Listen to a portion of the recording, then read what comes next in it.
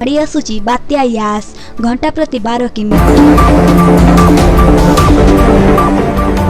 अति भीषण रूप नहीं माड़ी आसुची बात्या यास घंटा प्रति 12 किमी बेगरे स्थलभागर निकटतर हेउची केन्द्रापड़ा जिला पटामुंडाई ब्लॉक और राजनगर ब्लॉक रो विभिन्न पंचायत रे देखिबा को मिली बात्या यास प्रभाव। यह पारादीप ठारू 90 किमी दूर रे केन्द्रभूत होईछि। वर्षा प्रबल रु अति प्रबल वर्षा और पवनर बेग ता सांगकु चारिआडे पानी देखि लोकंक मन रे भय बढ़िछि। तेबे एही मध्य रे एसआरसी प्रदीप जेना बात्या यास लैंडफुल सामान्य विलंब हेब बोली कहिसंती। पूर्वरु भोर 5टा रु 6टा मध्य रे बात्या यास लैंडफुल प्रक्रिया आरंभ हेब बोली कहिथिले।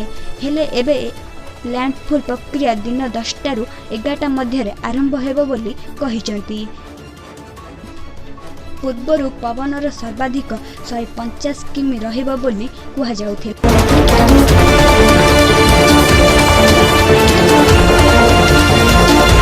हेले यह 130 रु 140 रहिबार संभावना रहिछि।